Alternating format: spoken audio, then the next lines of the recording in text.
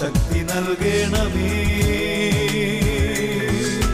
വേഗം വരണമേ, സ്നേഹം പകരണമേ, ആത്മാവിലൊന്നു തൊടണമേ. ആരാധനയെ യേശുവേ,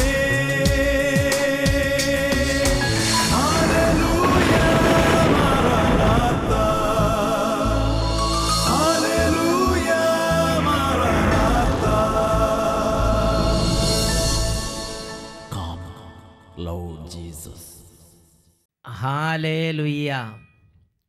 വിശുദ്ധ യോഹന്നാന്റെ സുവിശേഷം 16-ാം അധ്യായം 33-ാമത്തെ തിരുലിഖിതം.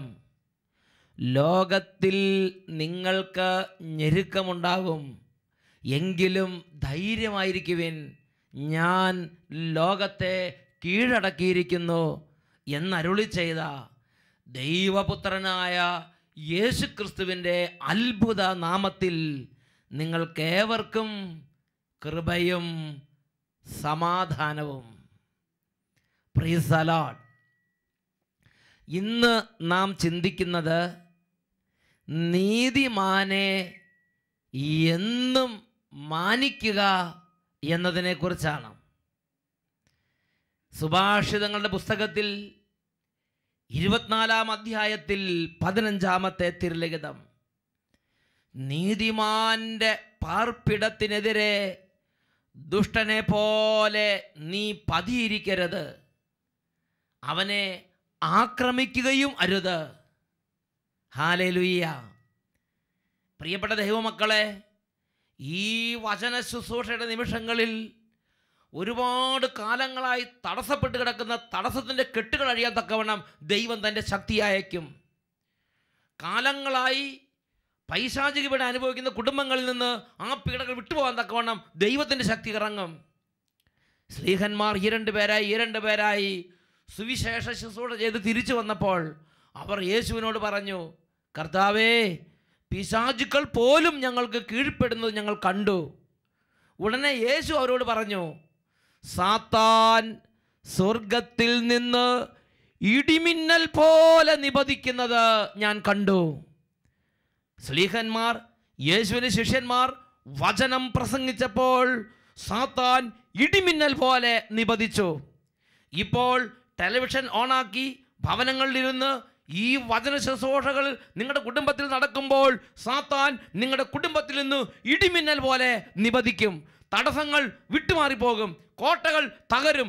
ജെറിക്കോ കോട്ട പോലെ ഉയർന്നു നിൽക്കുന്ന വൻ മതിലുകൾ, തടസ്സത്തിൻ്റെ വൻ കോട്ടകൾ ഛിന്ന ഭിന്നമായി പോകും എന്ന് തന്നെ പരിശുദ്ധാത്മാവ് വെളിപ്പെടുത്തുകയാണ്. ഒരു വ്യക്തി ഒരു സംഭവം നിങ്ങളുടെ ശ്രദ്ധയിലേക്ക് കൊണ്ടുവരാം. എൻ്റെ പേര് ത്രേസ്യാമ. തൊടുപുഴയ്ക്കടുത്ത് കരിമണ്ണൂരിൽ ആണ് എൻ്റെ വീട്. എനിക്ക് 36 വയസ്സായി. എൻ്റെ കല്യാണം നടന്നിട്ടില്ല. വരുന്ന ആലോചനകളെല്ലാം മാറി പോകുന്നു. 12 വർഷത്തിലധികമായി എനിക്ക് ആലോചന തുടങ്ങിയിട്ട്. എനിക്കാണെങ്കിൽ ടി വിയിൽ കൂടിയുള്ള പ്രാർത്ഥന ഒന്നും എനിക്ക് ഇഷ്ടപ്പെടുന്നില്ല. പ്രാർത്ഥിക്കുമായിരുന്നു, പക്ഷേ ടി വിയുടെ മുമ്പിലിരുന്ന് പ്രാർത്ഥിക്കുന്നത് എനിക്ക് അംഗീകരിക്കാൻ പറ്റിയിരുന്നില്ല. എന്തോ എനിക്കൊരു മടിയും തടസ്സവുമായിരുന്നു. അങ്ങനെ ഇരിക്കെ ഈ കഴിഞ്ഞ 2011 ജനുവരി മാസത്തിൽ ഏതാനും ഞായറാഴ്ചകൾ ഷാലോം ചാനലിൽ അഭിഷേകാഗ്നി എന്നു പേരുള്ള അട്ടപ്പാടിയിൽ നിന്ന് പ്രഘോഷണം ചെയ്യുന്ന വചന ശുശ്രൂഷയിൽ പങ്കെടുക്കാൻ ഇടവന്നു. എൻ്റെ വിശ്വാസം കുറേശ്ശെ വർദ്ധിച്ചു. എനിക്ക് ആ കൂട്ടായ്മയിൽ ഇരുന്ന് യേശുവിനോട് പ്രാർത്ഥിക്കാൻ തോന്നി. ഒരു ഞായറാഴ്ച വചനപ്രഘോഷണം നടന്നുകൊണ്ടിരുന്നപ്പോൾ പല വ്യക്തികളുടെ അനുഭവങ്ങൾ പറയുന്നത് കേട്ടപ്പോൾ എൻ്റെ വിശ്വാസം ഉണർന്ന് ഞാൻ അന്ന് പറഞ്ഞു, കർത്താവേ, 36 വയസ്സായി, എൻ്റെ കല്യാണം നടന്നിട്ടില്ല. അവിടുന്ന് ഇടപെട്ട് ഈ വേനൽക്കാലം അവസാനിക്കുന്നതിന് മുമ്പ് എൻ്റെ വിവാഹ തടസ്സം മാറ്റി എന്നെ ഭർത്തൃമതിയാക്കണമേ. ഞാൻ കരഞ്ഞു പ്രാർത്ഥിച്ചു. അത്ഭുതമെന്ന് പറയട്ടെ, ഫെബ്രുവരി മാസത്തിൽ, പിറ്റേ മാസം ഫെബ്രുവരി മാസത്തിൽ തന്നെ എൻ്റെ കല്യാണം ഉറപ്പിച്ചു. ഏപ്രിൽ മാസം 30-ാം തീയതി മനസ്സമ്മതവും മെയ് 16-ാം തീയതി കല്യാണവും നടന്നു.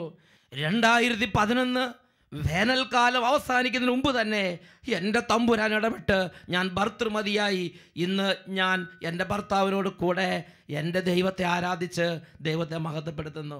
ഇന്നും ദൈവം ജീവിക്കുന്നു, ഞാൻ അതിന് സാക്ഷിയാണ്. Price the Lord, hallelujah. പ്രിയപ്പെട്ട ദൈവമക്കളെ, ഇതുപോലെ ഏതെങ്കിലും വിധത്തിൽ ജീവിതത്തിൽ കണ്ണുനീരും തടസ്സവും വേദനയുമായി ഇരിക്കുന്ന ഒരു സാഹചര്യത്തിലാണോ നിൻ്റെ ജീവിതം കടന്നു പോകുന്നത്?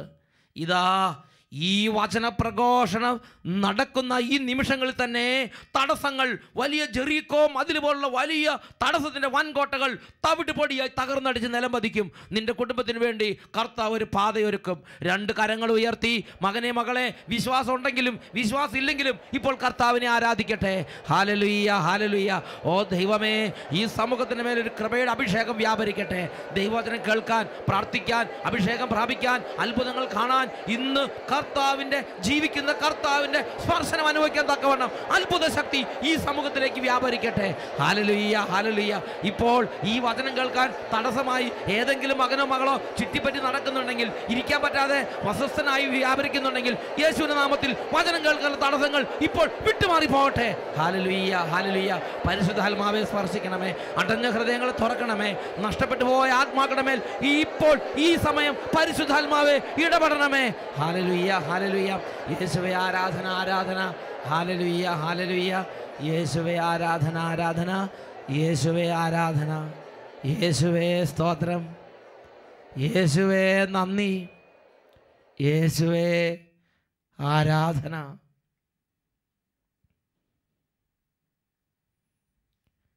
Price the Lord. Hallelujah.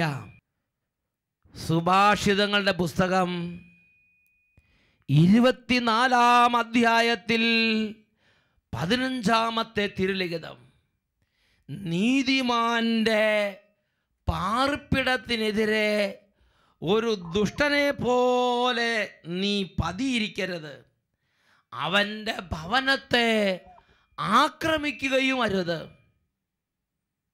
Hallelujah.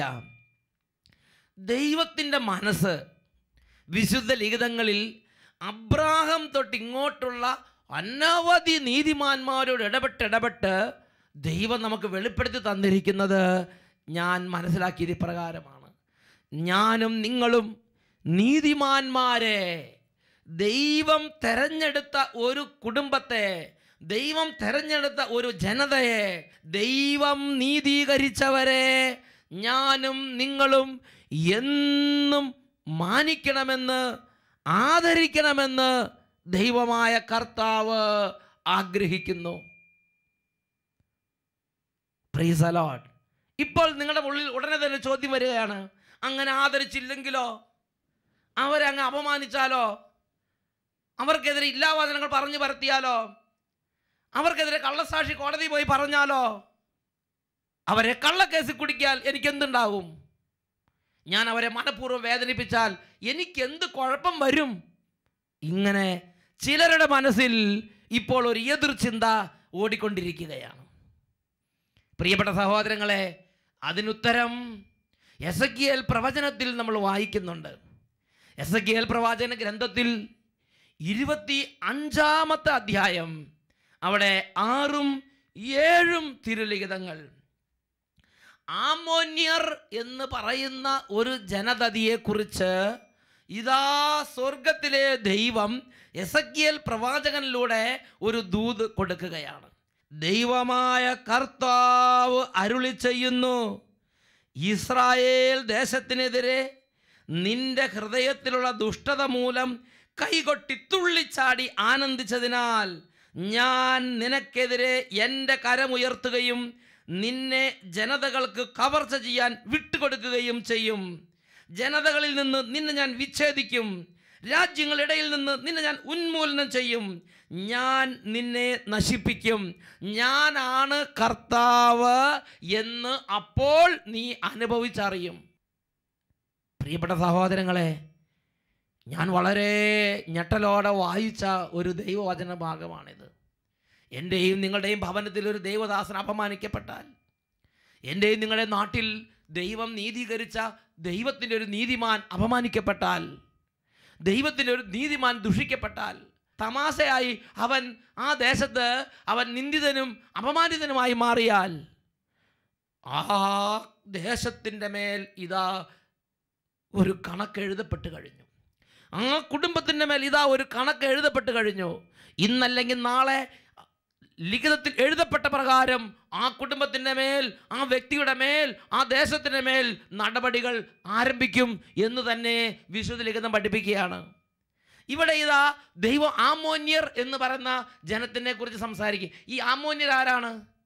അവർ മാമോദിസ സ്വീകരിച്ചവരോ ദൈവത്തിൻ്റെ ജനത്തിൻ്റെ ഭാഗമോ അല്ല. ഇസ്രായേൽ ജനം ദൈവം തെരഞ്ഞെടുത്ത് ദൈവത്തോട് ഉടമ്പടി ചെയ്ത ആ ജനം കടന്നുപോയ, ആ ജനം ജീവിച്ചു പോയ അല്ലെങ്കിൽ കടന്നുപോയ വഴികളിലെ, ജീവിച്ച നാട്ടിലെ അടുത്ത് ജീവിച്ചിരുന്ന മറ്റൊരു ജാതിയിൽപ്പെട്ട വംശമായിരുന്നു, അല്ലെങ്കിൽ മറ്റൊരു വിഭാഗമായിരുന്നു ആമോന്യർ. ഒരു വിഭാഗക്കാർ ആമോന്യർ. അവർക്ക് ദൈവത്തെ അറിയാൻ പാടില്ല, അവർക്ക് കർത്താവിനെ അറിയാൻ പാടില്ല, അവർ ഒരിക്കലും കർത്താവിനെയോ ദൈവത്തെ അറിഞ്ഞിട്ടില്ല, അവർക്ക് അതിനെക്കുറിച്ച് ആരും പഠിപ്പിച്ചിട്ടുമില്ല. അങ്ങനെയുള്ള ജനതയുടെ ഇടയിൽ ഈ ഇസ്രായേൽക്കാർ കുറേ നാൾ താമസിച്ചു. എന്നിട്ട് ഈ ഇസ്രായേൽക്കാർക്ക് നാശമുണ്ടായി, അവർക്ക് തകർച്ചയുണ്ടായി. ദൈവത്തിൻ്റെ നീതിമാൻ ഒരു തെറ്റ് ചെയ്താൽ ആ സകല തെറ്റിനും അവൻ വിശുദ്ധീകരിക്കപ്പെടും, അവൻ അതിന് പിഴയൊടുക്കേണ്ടി വരും. അത് ദൈവം തന്നെ അത് വിശുദ്ധീകരിക്കും. ദൈവം തന്നെ അതിൻ്റെ കണക്കിന് വേദനയും ദുരിതവും കൊടുത്ത് തൻ്റെ പ്രിയപ്പെട്ടവരെ ദൈവം വിശുദ്ധീകരിക്കുകയും ശാസിക്കുകയും ശിക്ഷിക്കുകയും ചെയ്യും. Price the Lord. അങ്ങനെ ദൈവത്തിന് തിരഞ്ഞെടുക്കപ്പെട്ട ജനമായ ഇസ്രായേൽ ദേശത്ത് ശിക്ഷിക്കപ്പെട്ടു. അങ്ങനെ അവർ മറ്റുള്ളവർക്ക് ഏൽപ്പിച്ചു കൊടുക്കപ്പെട്ടു. ദൈവം തന്നെയാണ് ഏൽപ്പിച്ചു കൊടുത്തത്. ഒരു നിശ്ചിത കാലത്തെ ഒരു താൽക്കാലിക വാസത്തിന് അല്ലെങ്കിൽ ഒരു അടിമത്തത്തിന് അവരെ ദൈവം വിട്ടുകൊടുത്തു. അങ്ങനെ വിട്ടുകൊടുത്തപ്പോൾ ഈ ആമോന്യർ എന്ത് ചെയ്യുന്നറിയാവോ? അവർ കടന്ന് കൈകൊട്ടി തുള്ളിച്ചാടി ആനന്ദിച്ച് ആഹാ ഹാ എന്ന് പറഞ്ഞിട്ട് അവരങ്ങോട്ട് ആനന്ദിച്ച് ചിരിച്ച്. അത് നമ്മൾ വായിക്കുന്നത് എസെക്കിയേൽ പ്രവചനത്തിൽ 25-ാം അധ്യായം 1 മുതലുള്ള വാക്യങ്ങളിൽ അതിൻ്റെ വിശദമായ ചിത്രം കാണാൻ പറ്റും. കർത്താവ് എന്നോട് അരുളി ചെയ്തു, മനുഷ്യപുത്ര, ആമോന്യർക്കെതിരെ തിരിഞ്ഞ് അവർക്കെതിരെ പ്രവചിക്കുക. ആമോന്യരോട് പറയുക, ദൈവമായ കർത്താവിൻ്റെ വചനം ശ്രവിക്കുവിൻ.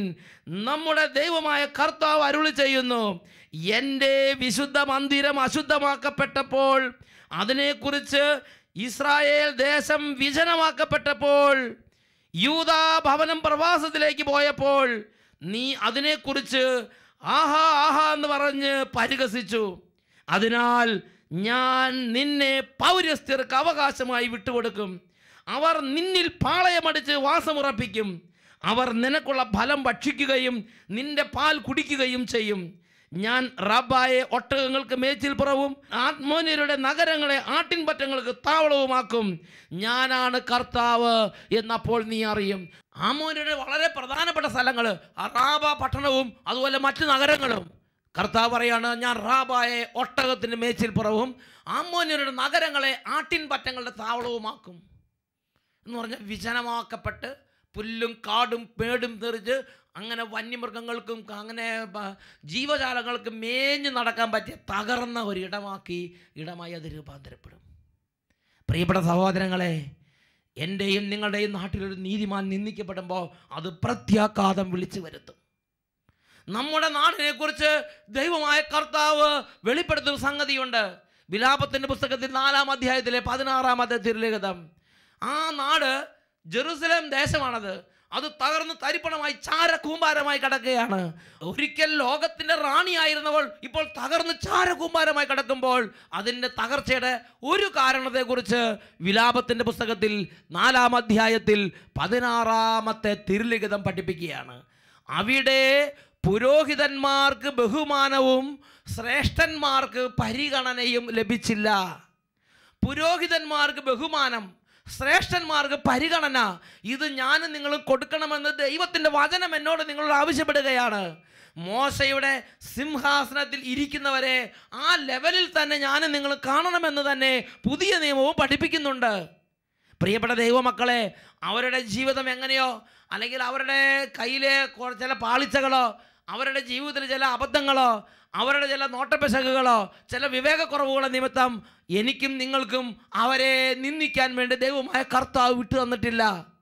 അവർക്ക് നമ്മുടെ ഇടയിൽ അവർക്ക് നോട്ടപ്പിശക് ഉണ്ടാകട്ടെ, അബദ്ധങ്ങൾ ഉണ്ടാകട്ടെ, പാളിച്ചകൾ ഉണ്ടാകട്ടെ, ദുഃഖദുരിതങ്ങൾ ഉണ്ടാകട്ടെ, അവരുടെ ജീവിതത്തിൽ എന്തു തന്നെ സാഹചര്യങ്ങൾ ഉണ്ടാകട്ടെ, അവരുടെ ജീവിതത്തിൽ വരുന്ന സകല കാര്യത്തിനും അവരുടെ സകല പ്രവൃത്തികൾക്കും അവരുടെ സകല വിചാരങ്ങൾക്കും അവരുടെ സകല നടപടികൾക്കും അവരെ വിളിച്ച ജീവിക്കുന്ന ദൈവത്തിൻ്റെ മുമ്പിൽ കണക്ക് കൊടുക്കാൻ ബാധ്യസ്ഥരാണ്. അവരെ സകല കാര്യത്തിനും ദൈവം അവരെ ന്യായം വിധിക്കും എന്ന് വിചാരിച്ച് ഞാനും നിങ്ങളും എൻ്റെയും നിങ്ങളുടെയും ഇടയിൽ ദൈവം നീതീകരിച്ച ഒരു നീതിമാനെ അപമാനിക്കാനോ നിന്ദിക്കാനോ ദൈവമായ കർത്താവ് അനുവാദം നൽകുന്നില്ല. എൻ്റെ വീട്ടിലോ നിങ്ങളുടെ വീട്ടിലോ നമ്മുടെ നാട്ടിലോ നമ്മുടെ ദേശത്തോ നമ്മുടെ സഭാ കൂട്ടായ്മകളിലോ ദൈവം നീതീകരിച്ച ഒരു ദൈവദാസൻ ഒരു ദൈവദാസി അപമാനിക്കപ്പെടാനോ നിന്ദിക്കപ്പെടാനോ ഇടവരാതെ ഞാനും നിങ്ങളും നോക്കണം. ഹല്ലേലൂയ. അതുപോലെ തന്നെ ദൈവം തിരഞ്ഞെടുത്ത സമൂഹം, അത് പ്രാർത്ഥനാ ഗ്രൂപ്പാകട്ടെ, അത് ഇടവക സമൂഹമാകട്ടെ, അത് രൂപതകളാകട്ടെ, അത് ദൈവത്തിൻ്റെ തിരുസഭയാകട്ടെ, ദൈവം നീതീകരിച്ച ദൈവം തിരഞ്ഞെടുത്ത ദൈവത്തോട് ഉടമ്പടി ചെയ്ത ഉടമ്പടി ജനം, ആ ജനത്തെ ഞാനും നിങ്ങളും മാനിക്കണം. ഹല്ലേലൂയ. ബഹുമാനിക്കണം. ഉടമ്പടി ജനത്തെ ബഹുമാനിക്കണമെന്ന് സകല ജാതികളോടുമായി ജീവിക്കുന്ന ദൈവം തന്നെ നിത്യമായ വചനത്താൽ ഇത് കൽപ്പിച്ചിരിക്കുകയാണ്. Price the Lord. ഈ ആമോന്യർ ദൈവത്തെ അറിയുന്നവരോ ദൈവത്തിൻ്റെ വഴികളിൽ നടക്കുന്നവരോ വചനമുള്ളവരായിരുന്നില്ല. അവർ ഇസ്രായേൽക്കാർ, അവരുടെ ഇടയിൽ ഇസ്രായേലർ ജീവിച്ചപ്പോൾ ഇസ്രായേലർക്ക് തകർച്ച ഉണ്ടായപ്പോൾ ആഹാ എന്ന് പറഞ്ഞ് കൈകൊട്ടിച്ചിരിച്ച്, പക്ഷേ അങ്ങനെ പരിഹസിച്ചപ്പോൾ പിന്നീട് ആമോന്യരുടെ മേൽ തകർച്ച വന്ന് നിപതിക്കുകയാണ്. 25-ാം അധ്യായത്തിൽ 6-7 വാക്യങ്ങൾ പഠിപ്പിക്കുകയാണ്. ദൈവമായ കർത്താവ് അരുളി ചെയ്യുന്നു, ഇസ്രായേൽ ദേശത്തിനെതിരെ നിന്റെ ഹൃദയത്തിലുള്ള ദുഷ്ടത മൂലം കൈകൊട്ടി തുള്ളിച്ചാടി ആനന്ദിച്ചതിനാൽ ഞാൻ നിനക്കെതിരെ എൻ്റെ കരം ഉയർത്തുന്നു. ഇന്ന് നമ്മുടെ കുടുംബങ്ങൾക്കെതിരെ കർത്താവിൻ്റെ കരം ഉയരുന്നുണ്ടെങ്കിൽ അതിൻ്റെ ഒരു കാരണം ഇന്നലകളിൽ ദൈവം നീതീകരിച്ചവരെ അവരുടെ തകർച്ചയുടെ കാലത്ത് ഞാൻ ഹൃദയം കൊണ്ട് ഗൂഢമായി ആഹ്ലാദിച്ച് ചിരിച്ചതാണോ എന്ന് ഞാനും നിങ്ങൾ ചിന്തിച്ച് നോക്കണം. ഒരു ദൈവത്തിൻ്റെ ദാസനോ ദാസിക്കോ ദൈവത്തിൻ്റെ ജനത്തിനോ ദൈവത്തിൻ്റെ സമൂഹത്തിനോ സഭയ്ക്കോ രൂപതയ്ക്കോ ഇടവകയ്ക്കോ കോൺഗ്രിഗേഷനോ തകർച്ചയോ തളർച്ചയോ വരുമ്പോൾ എൻ്റെ ഹൃദയത്തിൽ ഗൂഢമായി ഞാൻ ആഹ്ലാദിക്കാൻ പാടില്ല. അവർക്ക് അങ്ങനെ വരണം, അല്ലെങ്കിൽ അത് വരേണ്ടതായിരുന്നു, ഇത് പണ്ടേ കിട്ടേണ്ടതായിരുന്നു, ഒരെണ്ണം ആവശ്യമായിരുന്നു. ഇങ്ങനെ നമ്മുടെ ഹൃദയത്തിൽ ആഹ്ലാദിക്കാനോ ചിന്തിക്കാനോ അങ്ങനെ അതിൽ അവർക്ക് വരുന്ന തകർച്ചയിൽ ഗൂഢമായി ആനന്ദിക്കാനോ ദൈവമായ കർത്താവ് അനുവദിക്കുന്നില്ല. സുഭാഷിതങ്ങൾ 24:17 ശത്രുവിൻ്റെ പതനത്തിൽ ആഹ്ലാദിക്കരുത്, അവൻ തട്ടി വീഴുമ്പോൾ സന്തോഷിക്കുകയും അരുത്. ഒരുപക്ഷെ നീതിമാൻ എനിക്ക് നിങ്ങൾക്കും എതിരെ നിലകൊണ്ടവനായിരിക്കാം, ഒരുപക്ഷെ എനിക്ക് നിങ്ങൾക്കും എതിരെ വിധിവാദം ഉച്ചരിച്ചവനായിരിക്കാം എന്ന് വിചാരിച്ച് ഒരു വീഴ്ച വരുമ്പോൾ അവർ തട്ടി വീഴുമ്പോൾ കൊള്ളാം, കുഴപ്പമില്ല, പണ്ട് എന്നോട് ഇങ്ങനെ ചെയ്തതല്ലേ, ആഹ്ലാദിക്കരുത്. കാരണം ഈ ഒരു ആഹ്ലാദം നമ്മുടെ നേരെ ദൈവത്തിൻ്റെ കരം ഉയരാൻ കാരണമാകുമെന്നാണ് ബൈബിൾ പഠിപ്പിക്കുന്നത്. പ്രിയപ്പെട്ട സഹോദരങ്ങളെ, സങ്കീർത്തന പുസ്തകത്തിൽ 34-ാം അധ്യായത്തിൽ 19-ാം തിരുലിഖിതം, നീതിമാന്റെ ക്ലേശങ്ങൾ അസംഖ്യമാണ്, എന്നാൽ കർത്താവ് അവയിൽ നിന്നെല്ലാം അവനെ മോചിപ്പിക്കും.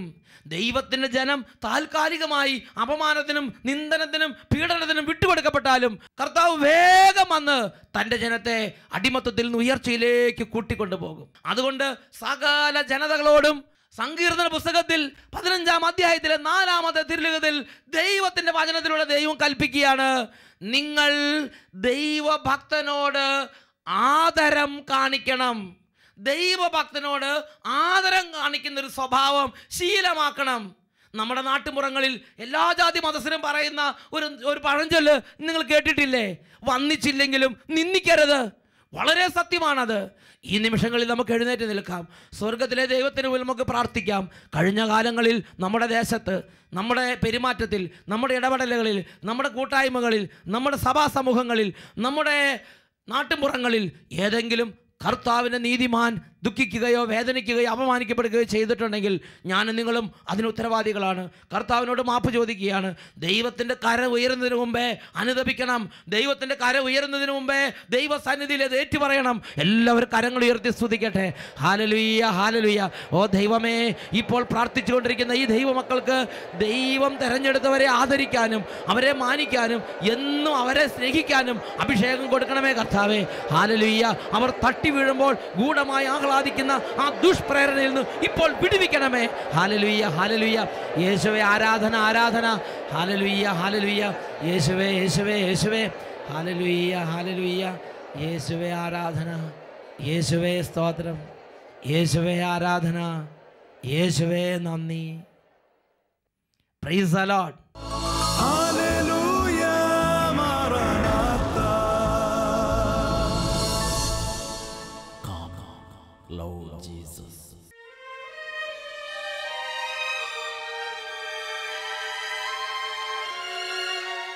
ഹല്ലേലൂയ. യേശുവേ സ്തോത്രം, യേശുവേ നന്ദി. യോഹന്നാന്റെ സുവിശേഷം 14-ാം അധ്യായം 14-ാം തിരുലിഖിതം. നിങ്ങൾ എൻ്റെ നാമത്തിൽ എന്നോട് എന്തെങ്കിലും ചോദിച്ചാൽ ഞാൻ അത് ചെയ്തു തരും. പ്രിയപ്പെട്ട ദൈവമക്കളെ, രണ്ട് കരങ്ങളും കർത്താവിൻ്റെ സന്നിധിയിലേക്ക് ഉയർത്തി നമ്മുടെ ഓരോ കണ്ണുനീരും പറഞ്ഞ് പ്രാർത്ഥിക്കാം. വിവാഹ തടസ്സങ്ങളുള്ളവർ കരഞ്ഞ് നിലവിളിക്കുക. ഓരോ തരത്തിലുള്ള തടസ്സങ്ങളാൽ ബിസിനസ് തകർന്നു, കൃഷി തകർന്നു, വരുമാന മാർഗം തകർന്നു, ഉപജീവന മാർഗങ്ങളെല്ലാം തകർന്നു തരിപ്പണമായി, കടബാധ്യതയിൽ കുടുങ്ങി സാമ്പത്തികമായി തകർന്നുകൊണ്ടിരിക്കുന്നവർ ഇപ്പോൾ യേശുവിനെ നാമം ഉറക്കെ വിളിക്കട്ടെ. പഠിക്കാൻ കഴിയാത്ത വിദ്യാർത്ഥികൾ ഇപ്പോൾ രക്ഷിതാവായി യേശുവിനെ ഉറക്കെ വിളിക്കട്ടെ. Hallelujah, hallelujah. യേശുവേ, യേശുവേ കർത്താവേ, ഇന്ന് ഈ നിമിഷം പൊട്ടിക്കരഞ്ഞ് നിലവിളിച്ച് ഓരോ വേദനകളും ഹൃദയത്തിൽ നിന്ന് അങ്ങയുടെ തിരുസന്നിധിയിലേക്ക് ഉയർത്തി പ്രാർത്ഥിച്ചുകൊണ്ടിരിക്കുന്ന ഓരോ മകൻ്റെ മേൽ അത്ഭുത ശക്തി ഇപ്പോൾ വ്യാപരിക്കട്ടെ. തളർന്നവർ യേശുവിന്റെ നാമത്തിൽ പുതുജീവൻ പ്രാപിക്കട്ടെ. തടസ്സങ്ങളിരിക്കുന്നവർ യേശുവിന്റെ നാമത്തിൽ വിടുതൽ പ്രാപിക്കട്ടെ. Hallelujah, hallelujah. യേശുവേ ആരാധന, ആരാധന. രോഗികളായ കുഞ്ഞുങ്ങൾ യേശുവിന്റെ നാമത്തിൽ സൗഖ്യം പ്രാപിക്കട്ടെ. ഹല്ലേലൂയ, മാറാനാത്ത. Lord Jesus.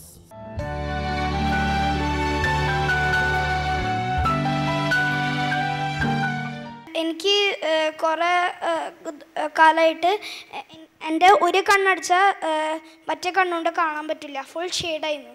അപ്പം കാണാൻ പറ്റാത്ത ഒട്ടും കാണത്തില്ല, ഒട്ടും കാണില്ലായിരുന്നു. അത് കഴിഞ്ഞിട്ട് ഇവിടെ ആരാധനയുടെ സമയത്ത് ബെഞ്ചിന് പ്രാർത്ഥന, ആദ്യത്തെ ദിവസം ഞായറാഴ്ച ദിവസം ബെഞ്ചിന് പ്രാർത്ഥന സമയത്ത് അച്ഛന് സ്തുതിച്ചുകൊണ്ടിരിക്കുന്ന സമയത്ത് അച്ഛൻ പറഞ്ഞു, ഒരു കുട്ടിയുടെ ഒരു കണ്ണ് സുഖപ്പെട്ടിട്ടുണ്ട്.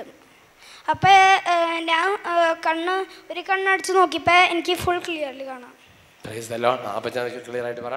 കഴിഞ്ഞ ഡിസംബറിൽ ഇവന് ഈ കണ്ണിൻ്റെ കാഴ്ച നഷ്ടപ്പെട്ടു. ഞങ്ങൾ ഡോക്ടറെ അടുത്ത് പോയി. അപ്പോൾ ഡോക്ടർ പ്രിസ്ക്രിപ്ഷൻ അനുസരിച്ചിട്ട് സിലിണ്ടറിക്കൽ -7, വിഷൻ എഴുതിയിരിക്കുന്നത് 6/36, മറ്റേത് 6/6 നോർമൽ. എന്നിട്ട് ഞങ്ങൾ പ്രാർത്ഥിച്ചു. 5 തുള്ളി മരുന്നുകളും മറ്റു ടാബ്ലറ്റ്സ് ഉപയോഗിച്ചു, ഒരു കുറവുണ്ടായില്ല. സെഹിയോനിലേക്ക് ടിക്കറ്റ് കിട്ടി, റിസർവേഷൻ കിട്ടി. അന്ന് ഇവൻ ഈ കണ്ണാടി പൊട്ടിച്ച് കളഞ്ഞു. ഈ കണ്ണാടി, അതായത് എക്സസൈസിനുള്ളത് 5 മണിക്കൂർ ഈ ഇത് വെച്ച ഒരു കണ്ണടച്ച് എക്സസൈസ് ചെയ്യണം. എന്നിട്ട് അത് പൊട്ടിച്ച് കളഞ്ഞു. പിന്നെ ഞാനത് വാങ്ങിച്ചില്ല. അത് കഴിഞ്ഞ് ഇവിടെ വന്നു കഴിഞ്ഞപ്പോൾ അവൻ അടുത്ത കണ്ണടിയും പൊട്ടിച്ചു. അപ്പം അങ്ങനെ കണ്ണടിയുടെ ആവശ്യമില്ലാതെ എനിക്ക് മനസ്സിലായി. ദൈവം ഇടപെട്ടു. അതുകൊണ്ട് കണ്ണിന് കാഴ്ച ലഭിച്ചു. ഞങ്ങൾ ഒത്തിരി പ്രാർത്ഥിച്ചു. അത്ഭുതകരമായ തോട്ടെ. ഇപ്പൊ മോനെല്ലാം വായിക്കാൻ പറ്റണ്ടോ? ഒന്ന് സെഹിയോൻ റിട്രീറ്റ് സെന്റർ, താവളം, ഫോൺ 0492425333. അത്ഭുതകരമായ സൗഖ്യമല്ലേ? ഉയർത്തി ആരാധിക്കട്ടെ.